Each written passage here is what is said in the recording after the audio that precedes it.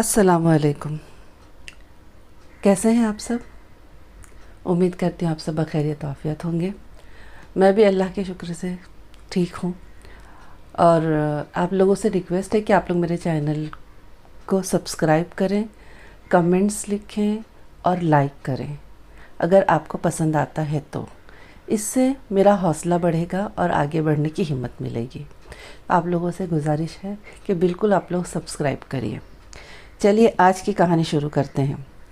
Semi अपने कमरे में लेटी कोई किताब पढ़ रही थी कि दरवाज़ा एक धमाके के साथ खुला और एक भारी मर्दाना आवाज़ ने कहा, मैंने कहा खादिम आदाब बजा लाता है सीमी बानो। फिर कोई किताब पढ़ी जा रही है, आप तो बस किताबों का कीड़ा बन गई हैं। खुदा जाने आपको ये एहसास कब होगा कि इन बेजान किताबों के अलावा और चीज़ें भी आपकी निगाह इल्तिफ़ात की मुस्तहिक़ हैं।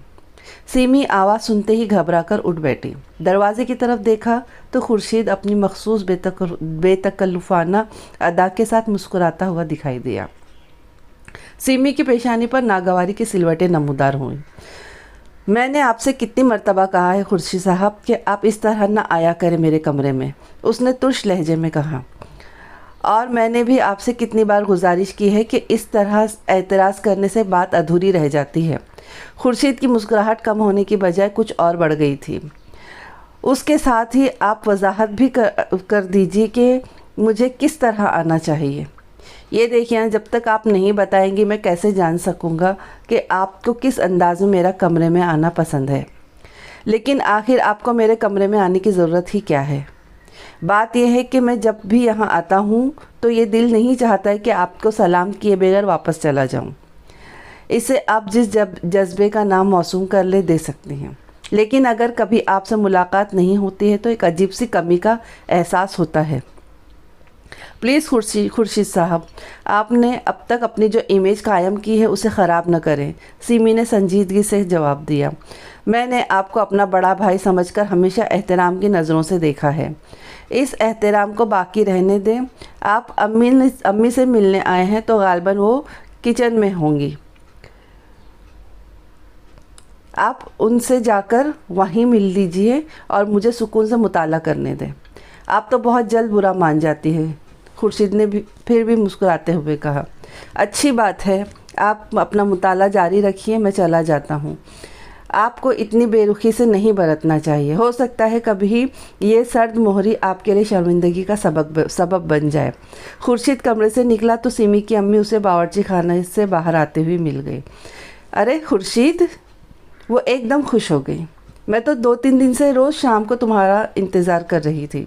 कहो खैरियत से तो हो? दौरे से कब आए? आपकी दुआ है अम्मी, खुर्शीद ने सलाम करते हुए कहा। आज दोपहर ही लौटा हूँ और कल सुबह फिर जाना है। अरे इतनी जल्दी? आखिर तुम्हारे पाँव में चक्कर है क्या? कभी एक जगह टिकते ही नहीं। क्या बताओ अम्मी, कारोबार ही ऐसा है। एक जगह जमकर बैठ जाऊं तो कारिंदे 2 दिन में कबाड़ा कर देंगे। सच पूछो तो तुम्हारा कारोबार आज तक मेरी समझ में ही नहीं आया है। आखिर तुम करते क्या हो? कभी यहाँ कभी वहाँ, तुम्हारे दौरे ही ख़त्म होने में नहीं आते। अब मैं क्या समझाऊं आपको? खुर्शीद मुस्कुराया। बस यूँ समझ ले कि एक तरह की अड़हत है। मकामी इंपोर्ट एक्सपोर्ट मुख्तलिफ शहरों की मंडियों में दुकानें खोल रखी हैं। एक जगह से माल ख़रीदता हूँ, दूसरी जगह बेच देता हूँ, दूसरी जगह से ख़रीदता हूँ, तीसरी जगह बेच देता हूँ। वैसे तो आपकी दुआ से दसियों कारिंदे काम करते हैं।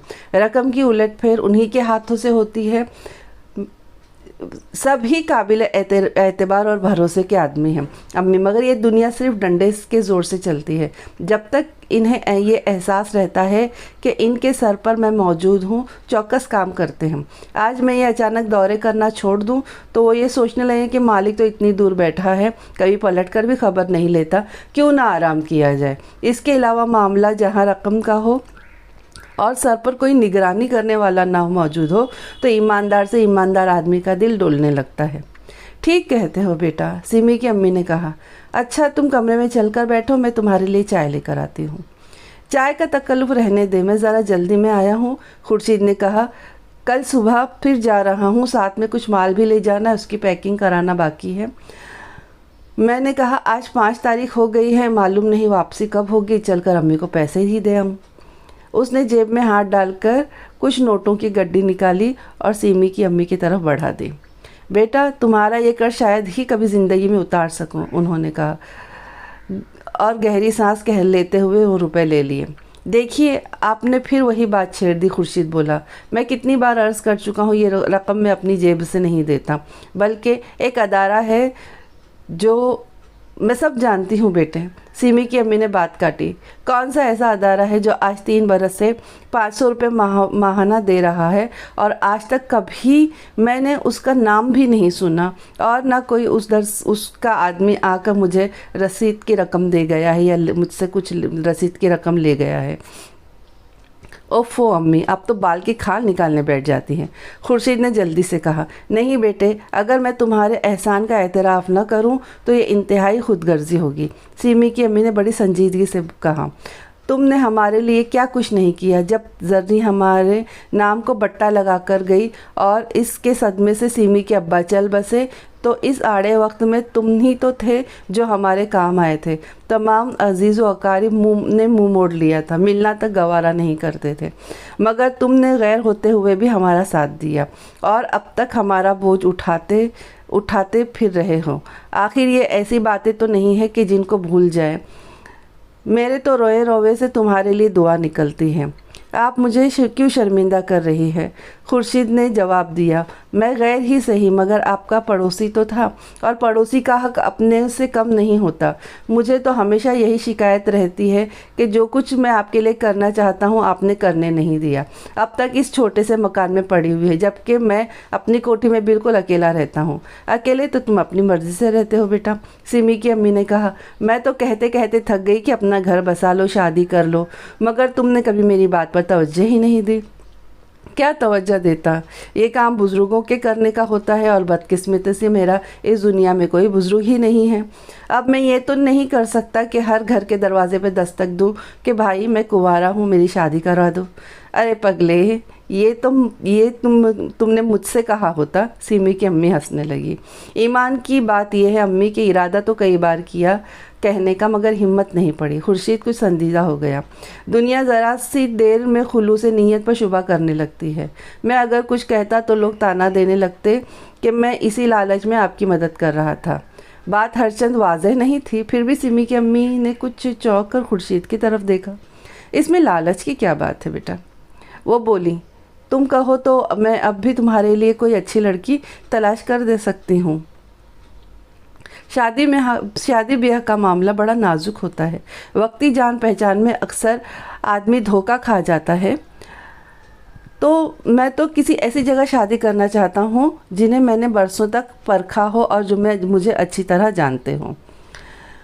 یہ گویا پہلی بات کی وضاحت تھی جو اس نے پہلے کی تھی، مگر سیمی کی امی شاید دانستہ طور سے خورشید کے اشارے سے اعتراض برت رہی تھی۔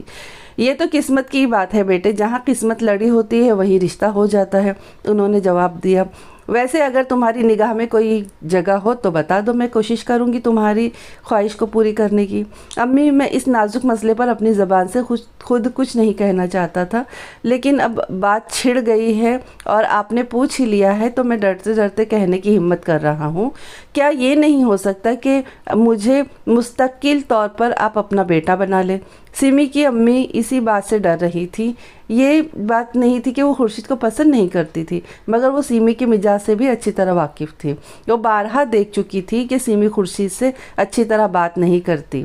پھر خورشید اور سیمی کی عمروں میں بھی بڑا فرق معلوم ہوتا تھا۔ سیمی 18ویں سال میں تھی اور خورشید کے بارے میں ان کا اندازہ تھا کہ 35 سے کم کا تو نہیں ہوگا۔ سیمی کے بجائے اگر اس کا رشتہ زری سے ہوتا تو وہ بڑی خوشی سے حامی بھر لیتی، مگر زری اب کہاں تھی؟ وہ ننگے خاندان تو 3 برس پہلے محلے کے ایک لڑکے شکیل کے ساتھ ایسی بھاگی تھی کہ آج تک کوئی پتہ نہ تھا۔ آپ کس سوچ میں پڑ گئی امی؟ خورشید نے کہا۔ اگر میری بات ناگوار لگی ہو تو میں معافی چاہتا ہوں۔ ناگوار لگنے کی کیا بات ہے خورشید؟ سیمی کی امی نے جواب دیا۔ جہاں بیری ہوتی ہے ڈھیلے آتے ہی ہیں، مگر تم نے ایسی الجھن میں ڈال دیا ہے کہ سمجھ میں نہیں آتا کہ کیا جواب دوں۔ اس میں الجھن کی تو کوئی بات نہیں امی، دو ہی جواب ہو سکتے ہیں، یا تو آپ رشتہ منظور کریں گی یا آپ انکار کر دیں گی، اور یقین کریں اگر آپ نے انکار کر دیا تب بھی بات میرے انکار و اقرار کی نہیں ہے بیٹے، सिमी की अम्मी ने कुछ झिझकते हुए कहा। मेरा ख्याल है कि शायद सिमी तुम्हें इस नज़र से पसंद नहीं कर सकेगी। फिर शायद उम्र का फ़र्क भी है, ये बात ना होती तो। अरे तो आप मेरी उम्र को क्या समझ रहे हैं? मुश्किल से 25-26 साल की होगी। खुर्शीद ने जल्दी से बात काटी। रही सिमी का, तो मेरा ख्याल है कि शादी से पहले लड़कियों की पसंद नापसंद बड़ी कच्ची होती है, और इसका मैं आपसे कोई इस तरह यकीन दिला सकता हूँ कि शादी के बाद सिमी की हर ख्वाहिश को और खुशी को मैं पूरा करूँगा। वो तो मैं समझती हूँ खुर्शीद, मगर मुझे गौर करने की मोहलत दो। मैं तो कहता हूँ इसमें गौर करने की कोई बात है ही नहीं। आप मुझे आज से नहीं बरसों से जानती हैं। अगर मेरा ज़रा भी ख्याल होगा तो आप इनकार नहीं करेंगी। सिमी की अम्मी महसूस कर रही थी कि इन्हें हाँ कह देना चाहिए। आजकल लड़के यूं भी कम ही मिलते हैं, और इनका घर तो पहले ही बदनाम हो चुका है। बड़ी बेटी रुसवा हो जाए तो छोटी से भी लोग मशकूक हो जाते हैं। इन्हें डर था कि कहीं सिमी इनके घुटने से लगी बैठी न रह जाए। फिर खुर्शीद शक्ल व सूरत, माल व दौलत हर एतबार से ऐसा लड़का था कि बेटियों की माएँ उसकी जैसे रिश्ते की तमन्नाएँ करें। इसके अलावा उसने अब तक जो एहसानात किए थे, इनका भी यही तकाजा था कि इसकी बात टाली ना जाए। इनकार करने से वो बुरा भी मान सकता था। अच्छा बेटे, जो तुम्हारी खुशी वो मेरी खुशी। आखिर इन्हें कहना ही पड़ा। तुमने पहली मर्तबा मुझसे कोई चीज़ मांगी है तो मैं इनकार कैसे कर सकती हूँ? ओह अम्मी, आपका बहुत बहुत शुक्रिया। खुर्शीद की बाँछें खिल गई। मैं ज़िंदगी भर आपका खादिम बनकर रहूँगा। खुर्शीद बहुत खुश था। वो यहाँ तो से जल्दी जाने का कह रहा था, अब तो बातें करने पे आया तो शाम कर दी। वो तो शादी की तारीख भी तय करने पर मुसीर था, मगर सिमी की अम्मी ने कहा कि वो इस मामले में जल्दी ना करे। सिमी को इंटर के इम्तिहान से फारिग हो जाने दे, फिर वो आहिस्ता आहिस्ता सिमी को इस शादी के लिए आमादा कर लेंगे। आखिर मगरिब से कुछ पहले खुर्शीद रुखसत हुआ तो सिमी की अम्मी घर का कामकाज करने के लिए उठ खड़ी हुई। बावर्ची खाना सहन के आखिर में बैरून दरवाजे के मुकाबिल बना हुआ था। सिमी की अम्मी बावर्ची खाने की तरफ चली तो गैर इरादी तौर पर इनकी निगाह दरवाजे की जानिब उड़ गई। वो एकदम चौंक सी गई। देवड़ी में कोई औरत सफ़ेद चादर ओढ़े मुंह पर उसी चादर का घूंघट निकाले खड़ी थी। क्या बात है? सिमी की अम्मी आगे बढ़ी। वो सिलाई कढ़ाई का काम भी किया करती थी। इस सिलसिले में औरतें मोहल्ले की आती रहती थी, घर में आती रहती थी। वो यही समझी कि ये औरत भी कुछ इसी मकसद से आई है। अगरचे इन्हें फ़ौरन ही ये सोचकर हैरत भी हुई कि खुर्शीद के जाने के बाद तो उन्होंने दरवाजे को कुंडी लगा दी थी, ये औरत अंदर कैसे आई? मगर फिर इन्होंने खुद ही जवाब दे दिया कि मुमकिन है कुंडी लगाना भूल गई हो। क्या पड़ोस से आई हो? सिमी की अम्मी ने दूसरा सवाल किया। नहीं, औरत ने बहुत आहिस्ता से जवाब दिया। मैं बहुत दूर से आई हूँ, एक बहुत ज़रूरी काम के सिलसिले में।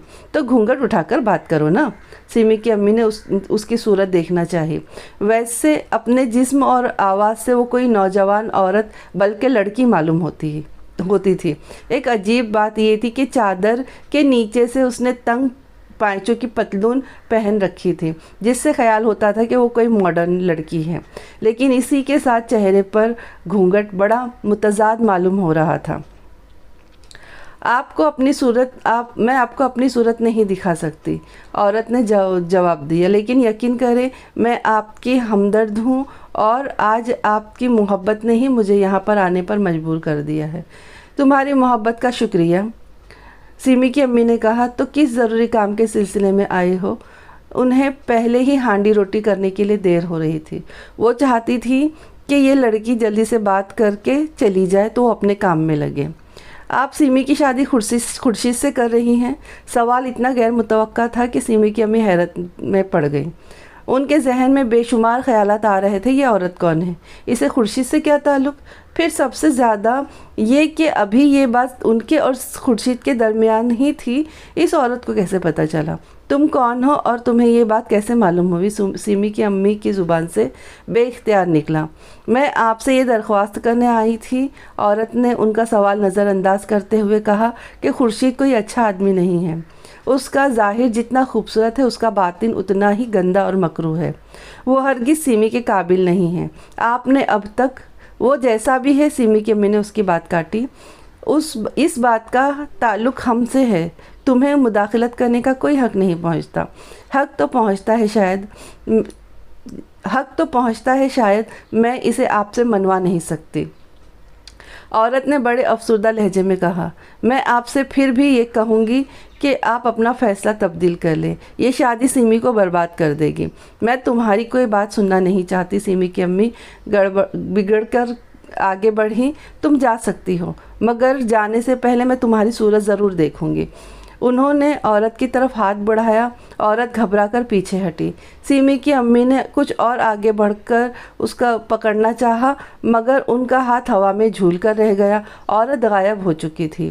وہ سمجھی کہ شاید وہ دروازے سے نکل کر باہر چلی گئی، ہرچند انہوں نے اسے جاتے تو نہیں دیکھا تھا۔ ان کی نظر دروازے کی کنڈی کی طرف اٹھی، وہ اسی طرح لگی ہوئی تھی جس طرح خورشید کے جانے کے بعد انہوں نے لگائی تھی۔ سیمی تیسرے پیریڈ کے بعد کلاس سے باہر آئی تو اطہر اس کا انتظار کر رہا تھا۔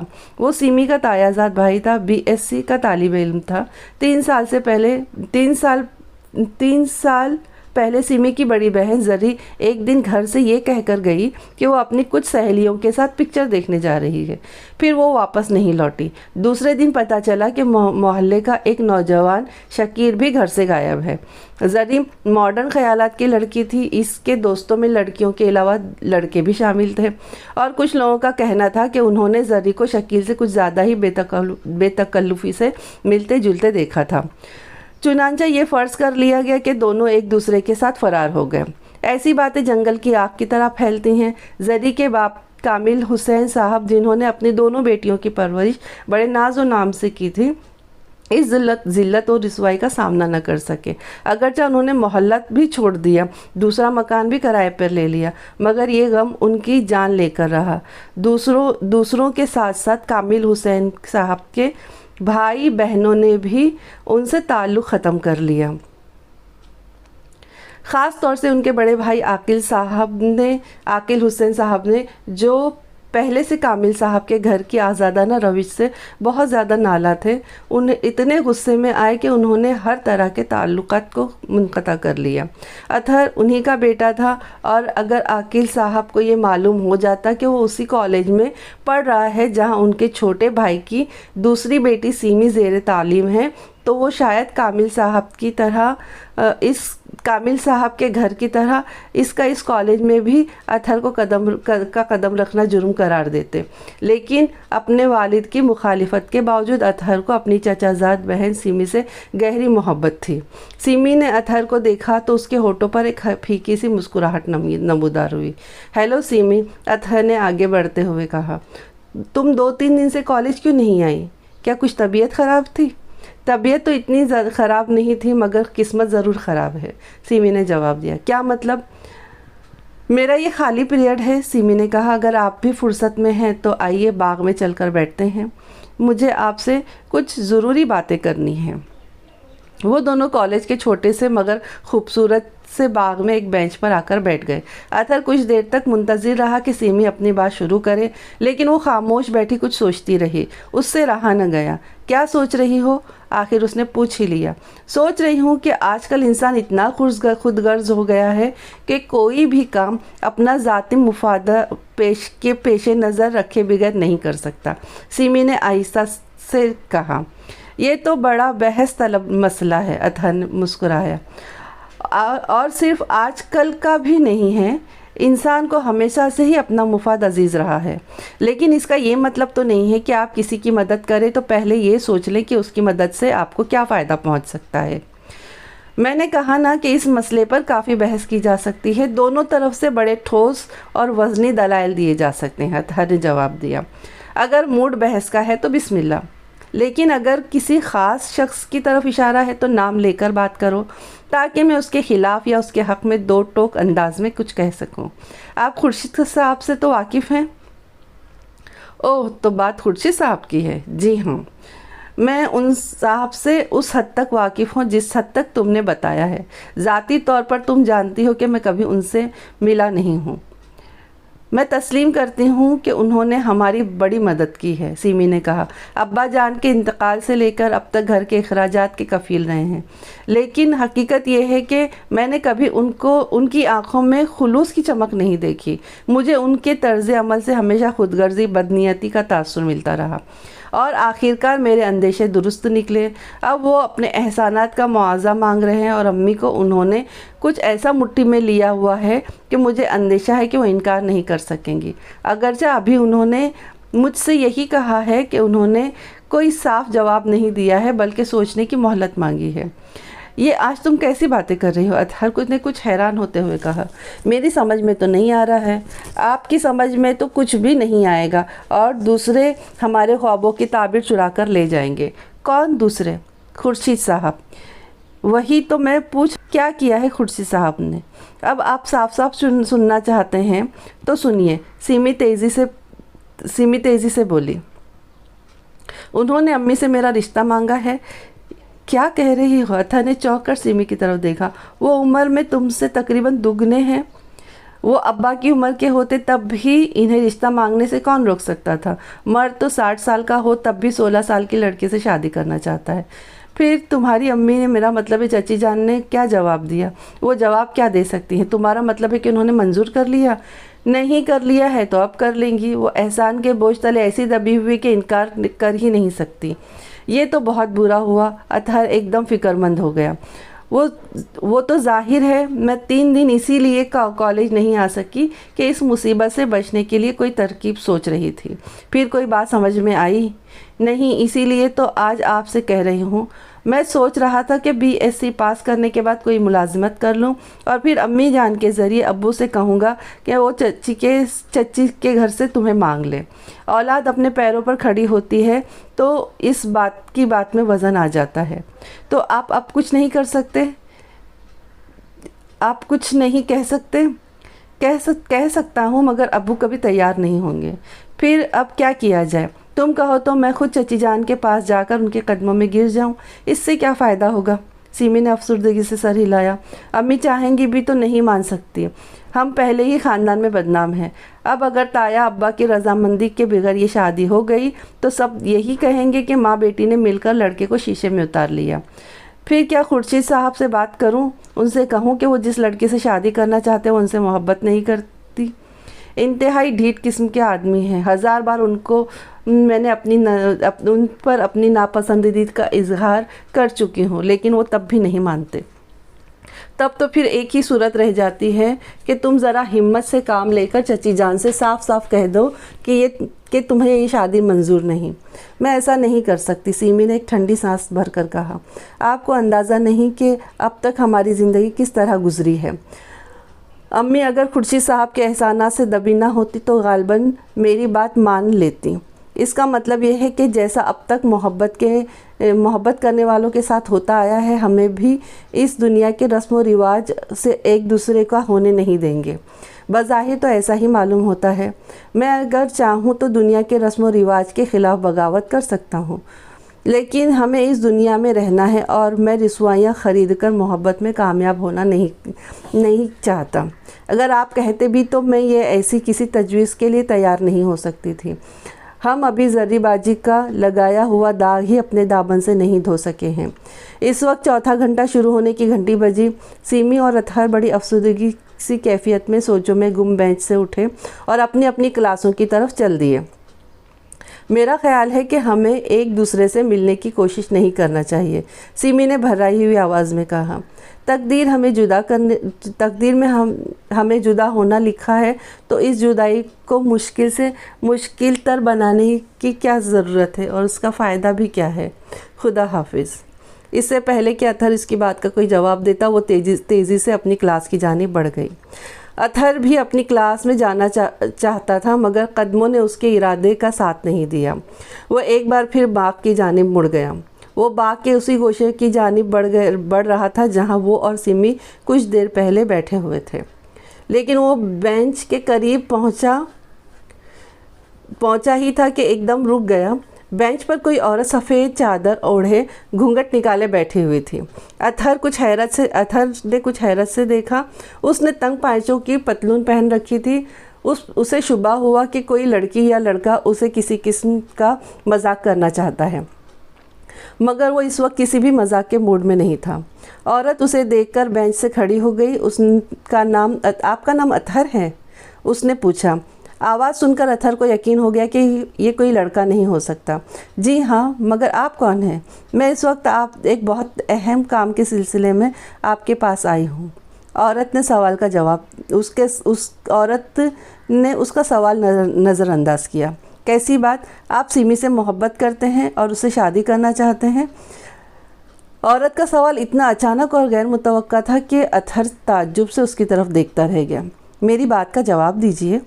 मगर आप ये क्यों पूछ रही हैं? इससे आपका क्या ताल्लुक़? मेरा बहुत गहरा ताल्लुक़ है, मगर मैं आपको समझा नहीं सकूंगी, औरत ने कहा। बहरहाल ये यकीन करें कि मैं आप दोनों की मदद करना चाहती हूँ, इसीलिए पूछ रही हूँ कि आप सिमी से मोहब्बत करते हैं या नहीं करते।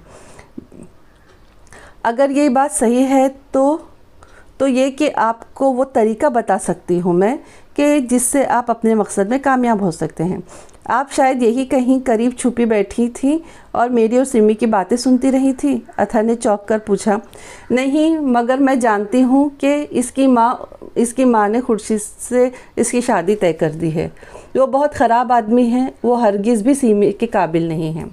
आप ये सब कुछ कैसे जानती हैं? अतहर ने बढ़ती हुई हैरत से कहा। मुझे अफसोस है कि मैं तुम्हारे किसी सवाल का जवाब नहीं दे सकती, औरत ने कहा। तुम ये बताओ कि सिमी को अपनाने के लिए कुछ जद्दोजहद करने के लिए तैयार हो या नहीं?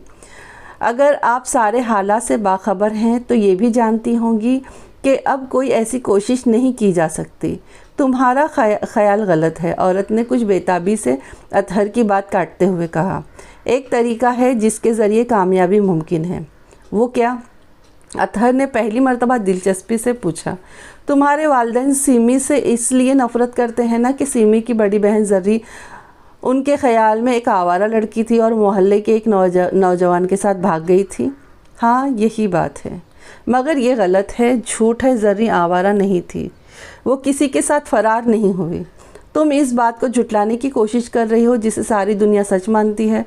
अतहर ने नागवारी से उसकी बात काटी। दुनिया को धोखा भी तो दिया जा सकता है। तुम ज़र्री की बेगुनाही साबित कर दो, अपने वालिद को यकीन दिला दो कि वो मॉडर्न ज़रूर थी मगर पाकबाज थी, उसका दामन किसी गुनाह से आलूदा नहीं हुआ था। अगर तुमने ऐसा कर दिया तो सिमी तुम्हारी हो सकती है, मगर मैं एक सच को किस तरह से झूठ साबित कर सकता हूँ? अतहर ने तेज़ी से उससे कहा। क्या ये गलत है कि वो शकील से मोहब्बत करती थी? मुमकिन है कि ये सच हो, लेकिन फिर आगे कुछ कहने और सुनने की कोई ज़रूरत नहीं। मैं सिमी से मोहब्बत करता हूँ। मैं चाहता तो उससे शादी के बजाय इस शादी से बचाने के लिए अपने साथ लेकर फ़रार भी हो सकता था, मगर मैं ज़िल्लत और रुसवाई के बदले मोहब्बत हासिल करने पर घुट घुट के मर जाने को तरजीह देता हूँ। ज़र्री ने मोहब्बत को समझा ही नहीं। वो अपनी हवस को मोहब्बत का नाम दे रही थी और अपनी हवस पूरी करने के लिए ख़ानदान भर के नाम पर कलंक का टीका लगाकर चली गई। मैं इसके बारे में एक लफ्ज़ भी सुनना नहीं चाहता। लोग रफ्ता रफ्ता इस बात को भूलते जा रहे हैं। अब मैं इस गंदगी को कुरेद कर सिमी और उसकी माँ के ज़ख्मों को ताज़ा नहीं कर सकता। ये तुम्हारा आखिरी फ़ैसला है? औरत ने बड़ी अफसुर्दगी से कहा। हाँ, मगर तुम्हें ज़र्री से इतनी हमदर्दी क्यों है? अतहर ने अचानक किसी नए ख़याल के ज़ेरे असर पूछा। कहीं ऐसा तो नहीं कि इस घूंघट की आड़ में तुम अपने पछतावे को एक नया फ़रेब का रूप देकर दोबारा वो मकाम हासिल करना चाहती हो जो अपनी हमाकत से तुमने खो दिया था? कहीं तुम खुद ही तो ज़र्री नहीं हो? ज़रा ये चादर हटाओ, मैं तुम्हारी सूरत देखना चाहता हूँ। वो तेज़ी से आगे बढ़ा। औरत जल्दी से पीछे हटी, मगर अतहर का हाथ घूंघट उलटने के लिए उठ चुका था। एक लम्हे के लिए उसे ऐसा महसूस हुआ जैसे इंतहाई सर्द हवा का झोंका उसकी उंगलियों को छूता हुआ निकल गया। दूसरे ही लम्हे वो औरत उसकी नज़रों के सामने से गायब हो चुकी थी। अतहर जो एकदम से आगे बढ़ चुका था, तवाज़न संभालने की कोशिश में मेहंदी की बाढ़ से उलझ कर रह गया। उसने हैरत से उधर उधर देखा, मगर बाग के उस गोशे में कोई नहीं था, वो बिल्कुल खाली था। خورشید اپنے دفتر میں سر جھکائے بیٹھا کچھ کاغذات دیکھ رہا تھا۔ اچانک اسے ایسا محسوس ہوا جیسے کوئی اسے بڑی گہری نظروں سے دیکھ رہا ہے۔ اس نے چونک کر نظریں اٹھائیں۔ میز کے سامنے پڑی کرسی پر کوئی عورت سفید چادر اوڑھے بڑا سا گھونگھٹ نکالے اسی کی طرف دیکھ رہی تھی۔ اس کے چہرے کا کوئی حصہ دکھائی تو نہیں دے رہا تھا۔ خورشید کو تعجب ہوا کہ یہ عورت کمرے میں آئی کیسے؟ اس نے اس کے آنے کی آہٹ کیوں محسوس نہیں کی؟ اور اس سے بھی بڑھ کر کہ بیرونی آفس میں بیٹھے ہوئے اس کے خاص آدمی عالم خان نے اسے اندر آنے کی اجازت کیوں دے دی؟ کون ہو تم اور یہاں کیوں آئی ہو؟ اس نے تیزی سے پوچھا۔ عجیب بات یہ تھی کہ اگرچہ عورت کا منہ چادر سے چھپا ہوا تھا مگر پھر بھی خورشید کو ایسا احساس ہو رہا تھا کہ وہ اسے ہی دیکھ رہی ہے۔ میں کون ہوں یہ بتانے سے کوئی فائدہ نہیں، مگر یہ ضرور بتاؤں گی کہ میں یہاں کیوں آئی ہوں، عورت نے جواب دیا۔ اور نہ معلوم کیوں اس کی آواز سن کر خورشید کو اپنے جسم کے رونگٹے کھڑے ہوتے ہوئے محسوس ہوئے۔ وہ اس طرح بول رہی تھی جیسے کہیں بہت دور سے بات کر رہی ہو، اور اس کی آواز بھی ایسی تھی جیسے خورشید کو سنی سنائی سے معلوم ہو رہی تھی۔ تم دفتر میں آئی کیسے؟ تمہیں کسی نے روکا نہیں؟ میں جہاں چاہوں جا سکتی ہوں، مجھے کوئی روک نہیں سکتا، عورت بولی۔ مگر بیکار کی باتوں میں وقت ضائع مت کرو، میں یہاں تمہارے فائدے کی ایک اہم اطلاع لے کر آئی ہوں۔ کیسی اطلاع ہے؟ ابھی بتاتی ہوں، لیکن اس سے قبل جو کچھ پوچھوں اس کا سچ سے جواب دو، عورت نے جواب دیا۔ اس کا سچ سچ جواب دو، عورت نے کہا۔ کیا یہ بات درست ہے کہ تم ناجائز منشیات کا کاروبار کرتے ہو؟ خورشید بری طرح چونک گیا۔ یہ وہ راز تھا جسے اس نے بڑی کامیابی سے گزشتہ 5 سالوں سے چھپا رکھا تھا۔ بظاہر وہ ایک کامیاب آڑھتی تھا، ملک کی مختلف منڈیوں سے سامان خرید کر دوسری منڈیوں کو فراہم کرتا تھا۔ رہی یہ بات کہ اس کاروبار کے پردے میں کیا کچھ ہوتا تھا، اس کے خاص ساتھی عالم خان کے علاوہ کسی کو بھی پتہ نہیں تھا۔ کیا بکواس کر رہے ہو؟ اس نے سنبھلتے ہوئے تیزی سے کہا۔ معلوم ہوتا ہے کہ میں نے یہاں آ کر غلطی کی۔ عورت کرسی سے کھڑی ہو گئی۔ مجھے سیدھا پولیس کے پاس جانا چاہیے تھا، وہ لوگ تمہارے مقابلے میں میری باتیں دلچسپی سے سنتے۔ انہیں یقیناً یہ معلوم کرنے کا اشتیاق ہوتا کہ خورشید ٹریڈرز کے پیاز والے گودام میں اس وقت بھی لاکھوں روپے کی چرس بھری ہوئی ہے۔ وہ دروازے کی طرف بڑھی۔ ٹھہرو، خورشید ایک دم کرسی سے کھڑا ہو گیا۔ تم کیا کچھ جانتی ہو؟ یہ پوچھو کہ میں کیا کچھ نہیں جانتی، عورت نے جواب دیا۔ میں تو یہ بھی جانتی ہوں کہ پولیس کو جس نیاز نامی مشہور اسمگلر کی تلاش ہے وہ خورشید ٹریڈرز کے مالک کے علاوہ اور کوئی ہے ہی نہیں۔ تم کون ہو اور یہ چہرے پر گھونگھٹ کیوں ڈال رکھا ہے؟ میں کہہ چکی ہوں کہ یہ جان کر تمہیں کوئی فائدہ نہیں ہوگا، عورت نے لاپرواہی سے کہا۔ میں صرف تمہارا ایک پرانا قرض اتارنے آئی ہوں، لیکن جب تم میری باتوں کو بکواس خیال کرتے ہو تو پھر مزید وقت ضائع کرنے سے کوئی فائدہ نہیں۔ تم یہاں اپنی مرضی سے آئی تھی مگر اب میری مرضی کے بغیر نہیں جا سکتی۔ مجھے کون روک سکتا ہے؟ خورشید نے پھرتی سے میز کی دراز سے ریوالور نکال لیا۔ چپ چاپ کرسی پر بیٹھ جاؤ ورنہ تم مجھے شوٹ کر دو گے۔ عورت کی طنزیہ ہنسی سنائی دی۔ 3 سال پہلے تو تم یہ کام چاقو سے لیا کرتے تھے، یہ ریوالور کب سے استعمال کرنے لگے؟ میں اس وقت تک تم سے کوئی مزید بات نہیں کرنا چاہتی جب تک تم میرے سوالات کے جوابات میں سچ بولنے کا وعدہ نہ کر لو۔ وہ ایک بار پھر دروازے کی طرف بڑھی۔ تم یوں نہیں مانو گی۔ خورشید تیزی سے اٹھا، آگے بڑھا اور عورت کا راستہ روک کر کھڑا ہو گیا۔ اپنی چادر اٹھاؤ، میں تمہاری صورت دیکھنا چاہتا ہوں۔ عورت نے کوئی جواب نہیں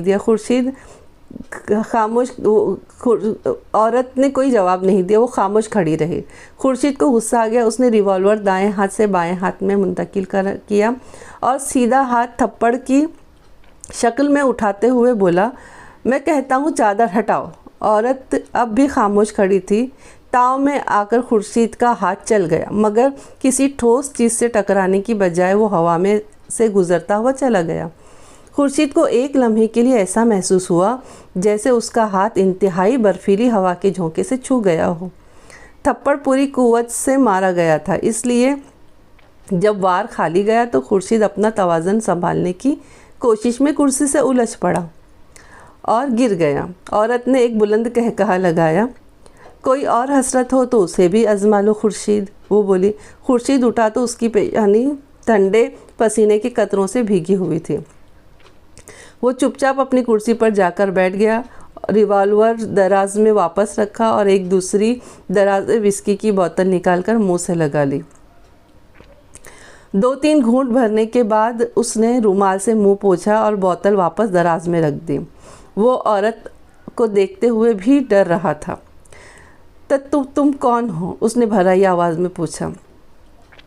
تم پھر لاحاصل باتوں میں الجھ رہے ہو، عورت کا لہجہ تلخ ہو گیا۔ صاف بات کرو، میرے سوالات کا جواب دینا چاہتے ہو یا نہیں؟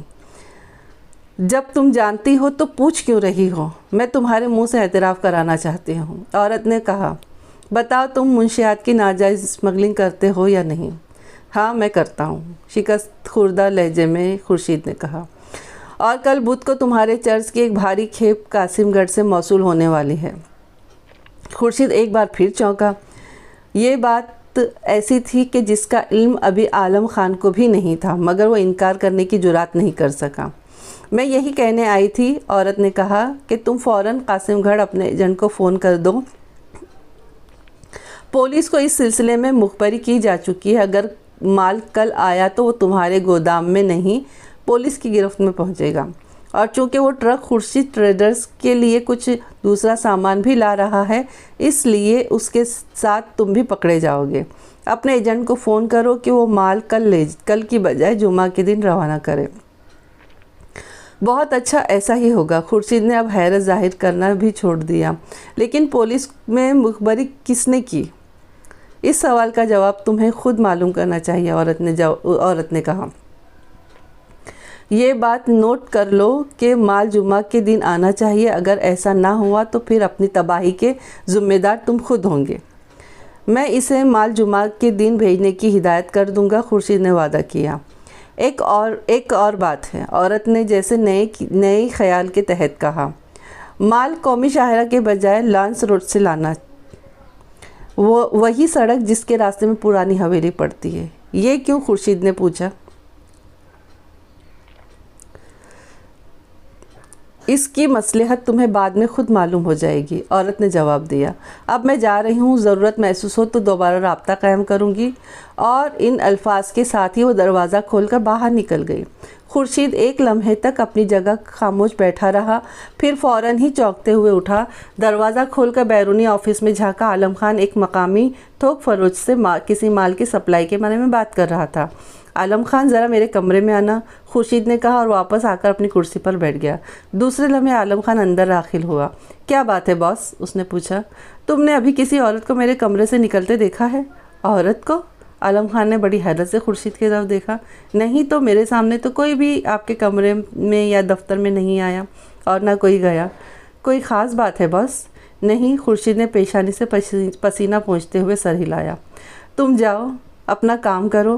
عالم خان باہر گیا تو خورشید اپنے قاسم گڑھ کے ایجنٹ سے بات کرنے کے لیے ریسیور اٹھا کر نمبر ڈائل کرنے لگا۔ جمعہ کی شام کو new good will transport company کا ایک ٹرک قاسم گڑھ سے دارالحکومت کے لیے روانہ ہوا۔ بظاہر اس پر سیبوں کے کریٹ لدے ہوئے تھے، مگر یہ بات ٹرک ڈرائیور چراغ دین بھی جانتا تھا، اور اس کا کلینر فیضو بھی، کہ اس میں سیبوں کے کیرٹ کے علاوہ اور 5 کیرٹ ایسے ہیں جن کے اندر سیب نہیں بلکہ چرس رکھی ہوئی ہے۔ دارالحکومت آنے جانے کے لیے عام طور پر قومی شاہراہ کو ہی لوگ استعمال کرتے تھے، مگر چراغ دین کو ہدایت دی گئی تھی کہ وہ برہان پور تک قومی شاہراہ پر سفر کرے اور برہان پور سے آگے لانس روڈ پر گھوم جائے۔ قومی شاہراہ کی تعمیر سے پہلے لانس روڈ ہی آمد و رفت کے لیے استعمال ہوتی تھی، مگر جب بعد میں سیلاب نے اس سڑک کا خاصا حصہ تباہ کر دیا تو وفاقی حکومت نے اس چھوٹی سڑک کو درست کرنے کے بجائے جو ہمیشہ سیلاب کے خطرے سے دوچار ہوتی رہتی تھی، ایک نئی اور زیادہ پختہ سڑک کی تعمیر کو مناسب سمجھا، خاص طور سے اس لیے بھی کہ لانس روڈ کی راہ میں دریا آنے کی وجہ سے اسے بہرحال آگے نہیں بڑھایا جا سکتا تھا۔ قومی شاہراہ کی دوسرے بڑے شہروں تک بھی توسیع وسیع کی جا سکتی تھی۔ چنانچہ قومی شاہراہ کی تعمیر کے بعد دارالحکومت سے باہر جانے اور آنے والے تمام ٹریفک اسی پر منتقل ہو گئے تھے۔ رانس روڈ کی حالت بڑی خستہ تھی، اس لیے ٹرک احتیاط سے چلانے کے باوجود اسے بری طرح دھچکے لگ رہے تھے۔ کلینر فیضو بھی چراغ دین کے ساتھ اگلی سیٹ پر بیٹھا ہوا تھا۔ برہان پور پہنچتے پہنچتے انہیں رات کے 2 بج گئے تھے۔ برہان پور سے دارالحکومت کا راستہ 60-70 میل سے زیادہ کا نہیں تھا۔ قومی شاہراہ سے یہ فاصلہ زیادہ سے زیادہ 2 گھنٹے میں طے ہو سکتا تھا، مگر لانس روڈ سے آنے کی وجہ سے آہستہ آہستہ چلنے پر مجبور تھے، اور اس طرح صبح کے 4:30 بج چکے تھے اور ابھی بھی منزل دور تھی، تقریباً 10 میل۔ معلوم نہیں اس سڑک سے آنے کی کیا مصلحت تھی، چراغ دین نے ایک بڑے گڑھے سے ٹرک کو بچاتے ہوئے کہا۔ مسلسل دھکے کھاتے کھاتے اس کا جسم دکھنے لگا تھا۔ ممکن ہے قومی شاہراہ پر کہیں پولیس تاک لگائے بیٹھی ہو، فیضو نے جواب دیا۔ پولیس کبھی راستے میں چھاپا نہیں مارتی، چراغ دین نے کہا۔ خطرہ ہمیشہ شہر میں داخل ہوتے وقت ہوتا ہے، اور وہ اس روڈ میں بھی پیش آ سکتا ہے میونسپل چنگی کے قریب پہنچ کر ہمیں لامحالہ قومی شاہراہ پر آنا پڑے گا۔ ذرا دیکھنا استاد، سنبھل کر، اچانک فیضو بولا۔ سامنے بائیں طرف ایک بہت بڑا گڑھا نظر آ رہا ہے۔ چراغ دین نے ٹرک کی ہیڈ لائٹس کی روشنی میں سڑک پر غور سے دیکھا۔ بائیں طرف یا دائیں طرف؟ اس نے جواب دیا۔ دائیں جانب تو کوئی گڑھا ہے ہی نہیں، مگر مجھے تو نظر آ رہا ہے۔ مذاق کر رہے استاد؟ گڑھا تو بائیں جانب ہے۔ نہیں، دائیں جانب ہے۔ چراغ دین نے ٹرک کی رفتار ہلکی کر دی۔ تم ضرور مرواؤ گے، فیضو نے گھبرا کر کہا۔ ارے یہ کیا کر رہے ہو؟ دیکھ نہیں رہے ہو اس طرف کتنا بڑا گڑھا ہے؟ جلدی سے دائیں طرف کاٹو۔ بیکار کی باتیں مت کرو، چراغ دین نے جھلا کر کہا۔ صاف تو دکھائی دے رہا ہے کہ گڑھا دائیں طرف ہے۔ اس نے پھرتی سے اسٹیئرنگ وہیل بائیں جانب موڑتے ہوئے ٹرک کو گڑھے سے بچا کر گزارنا چاہا، لیکن اسی وقت ایک زور کا جھٹکا لگا۔ ٹرک کے اگلے 2 پہیے گڑھے سے نکل گئے۔ پچھلے پہیوں کی باری آئی تو ایک اور جھٹکا لگا اور کوئی چیز ٹوٹنے کی آواز سنائی دی۔ ٹرک پچھلی جانب سے ایک دم ہی نیچے جھک گیا۔ چراغ دین کا سر اسٹیئرنگ وہیل سے ٹکراتے ٹکراتے بچا۔ فیضو نے خود کو سنبھال لیا نہ ہوتا تو ضرور سیٹ سے گر جاتا۔ ستیہ ناس، چراغ دین بڑبڑایا۔ معلوم ہوتا ہے ایکسل ٹوٹ گیا۔ کیوں استاد؟ میں نے کہا تھا نا، فیضو نے منہ بنایا۔ گڑھا بائیں جانب نکلا یا دائیں جانب؟ چراغ دین تیزی سے دروازہ کھول کر نیچے اترا اور اس نے بڑی حیرت سے دیکھا کہ گڑھا سچ مچ بائیں جانب ہی واقع تھا، اتنا بڑا کہ اگر ایکسل نہ بھی ٹوٹتا تب بھی اس میں پہیے پھنس جانے کے بعد ٹرک کو باہر نکالنا مشکل ہو جاتا۔ اور اب کیا کیا جائے استاد؟ فیضو نے ٹرک کے پچھلے حصے کا جائزہ لیتے ہوئے کہا۔ چراغ دین کے بعد وہ بھی ٹرک سے نیچے اتر آیا تھا۔ ٹرک تو 2 دن تک آگے بڑھنے والا نہیں ہے۔ کیا مال ہم اپنی کمر پر لاد کر گودام تک لے کر جائیں گے؟ مذاق مت کرو، چراغ دین ناگواری سے بولا۔ حیرت ہے مجھے گڑھا دائیں جانب کیوں نظر آ رہا تھا۔ اپنی آنکھوں کا علاج کراؤ ورنہ زندگی بھر ٹرک نہیں چلا سکو گے۔ میری آنکھوں میں کوئی خرابی نہیں، چراغ دین نے کچھ چڑ کر جواب دیا۔ یہ کوئی دوسری ہی بات معلوم ہوتی ہے۔ دوسری ہو یا تیسری ہو، سوال یہ ہے کہ اب کیا کیا جائے؟ ہم اس کے علاوہ اور کیا کر سکتے ہیں کہ اب صبح ہونے کا انتظار کریں ہیں؟ پھر تم ٹرک کے پاس ٹھہرو اور میں خورشید صاحب کو جا کر اس حادثے کی اطلاع دوں، پھر وہ جس طرح کہیں گے اسی طرح کیا جائے گا۔ دن کی روشنی میں ٹرک کو اس طرح سڑک پر چھوڑنا جبکہ اس میں مال بھی موجود ہے خطرناک ہو سکتا ہے۔ اچانک پیچھے سے آواز آئی۔ چراغ دین اور فیضو دونوں ہی اچھل پڑے۔ انہوں نے پلٹ کر دیکھا، بجلی کے کھمبے کے قریب ایک درخت کی آڑ سے نکل کر ایک عورت ان کی طرف آ رہی تھی۔ عورت نے سفید چادر اوڑھ رکھی تھی، مگر اس طرح کے چادر کا گھونگھٹ اس کے پورے چہرے کو چھپائے ہوئے تھا۔ چراغ دین نے بڑے بوڑھوں سے جینوں بھوتوں اور چڑیلوں کی بہت ساری کہانیاں سن رکھی تھی۔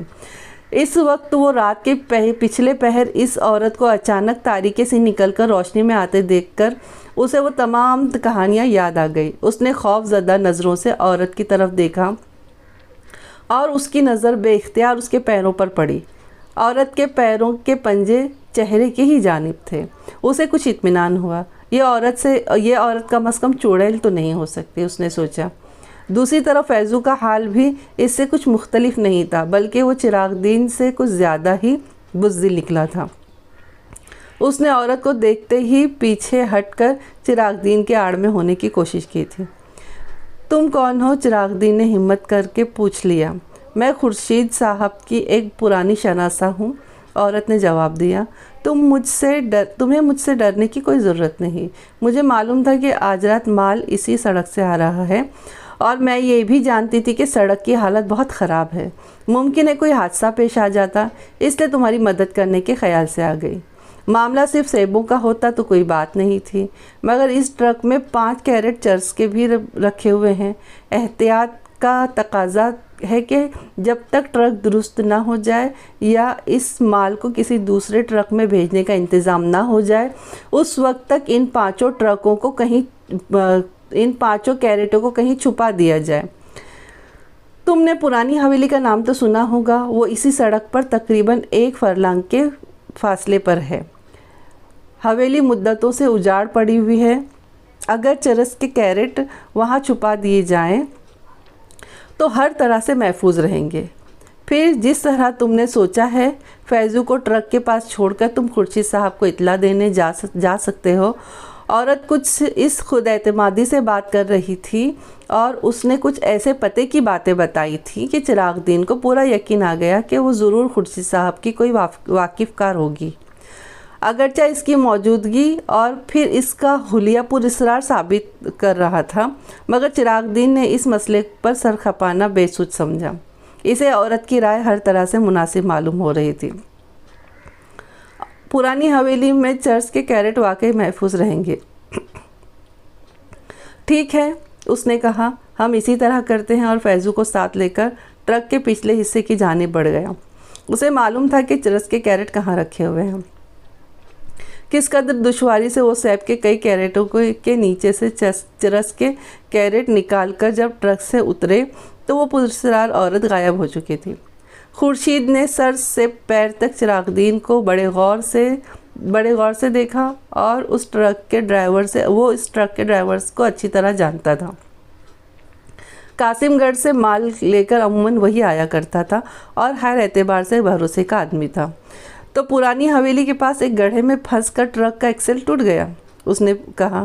جی ہاں، چراغ دین نے اثبات میں سر ہلایا۔ اس نے گڑھے کے دائیں یا بائیں ہونے کا قصہ نہیں بتایا تھا، اور پھر اس نے ایک عورت کے مشورے پر مال کو پرانی حویلی میں پوشیدہ کر دیا۔ جی ہاں، دن کی روشنی میں وہ کیرٹ ٹرک میں نہیں چھوڑے جا سکتے تھے، چراغ دین نے جواب دیا۔ اس کے علاوہ اس عورت نے کہا تھا کہ وہ آپ کو جانتی ہے، بلکہ برسوں کی آشنا ہے۔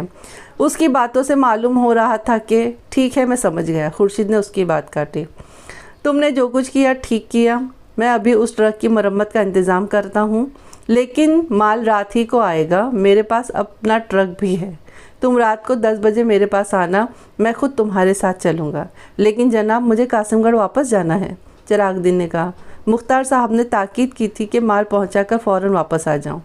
آج کل ان کے پاس ڈرائیور کم ہیں اور اس ہفتے مال کی بکنگ کچھ زیادہ ہی ہوئی ہے۔ لیکن تم ٹرک درست ہونے سے پہلے کیسے جا سکتے ہو؟ میں مختار صاحب سے فون پر بات کی تھی، چراغ دین نے اسے بتایا۔ انہوں نے کہا تھا کہ میں ٹرک کی مرمت کا انتظار نہ کروں، ٹرک آپ کے سپرد کر کے فیضو کو لے کر واپس پہنچو۔ انہوں نے یہ بھی کہا تھا کہ وہ اس سلسلے میں آپ سے بات کریں گے۔ ٹھیک ہے، اگر مختار نے مجھ سے کہا تو میں تمہیں چھٹی دے دوں گا، خورشید نے جواب دیا، لیکن اس سے پہلے تم مجھے بتائے بغیر نہیں جاؤ گے۔ میں عالم خان سے کہتا ہوں، وہ کسی میکینک کا انتظام کر دے گا، تم اس میکینک کو ساتھ لے جا کر ٹرک کو دکھا دو، پھر یہاں واپس آؤ۔ اگر تمہیں جانا ہی پڑا تو تمہارے جانے سے قبل یہ ضرور دیکھنا چاہوں گا کہ تم نے وہ کیرٹ پرانی حویلی میں کہاں چھپا رکھے ہیں۔ آج کے لیے بس اتنا ہی، اس کی اگلی قسط انشاءاللہ کل اپلوڈ ہوگی، اور آپ لوگ اسے سنیے۔ اگر آپ لوگوں کو اچھا لگے، پسند آئے تو آپ لوگ بالکل محنت کو سراہیں، سبسکرائب کریں۔ میری ہی نہیں، آپ لوگ جتنے چینلز دیکھتے ہیں یا سنتے ہیں تو آپ لوگ ان کے چینلز کو بھی پسند کرتے ہیں تو لائک کریے، سبسکرائب کریے۔ محنت کا صلہ انسان تھوڑا تو چاہتا ہے، آپ کی محبت کی شکل میں چاہیے ہے، تو آپ پلیز سبسکرائب کریے، میرے چینل کو سبسکرائب کریے، لائک کریے، کمنٹس کریے اور شیئر بھی کریے۔ تو آج کے لیے بس اتنا ہی، آپ اپنا خیال رکھیں، ملتے ہیں اگلے ایپیسوڈ میں، اس کے اگلے پارٹ میں۔ السلام علیکم، اللہ حافظ۔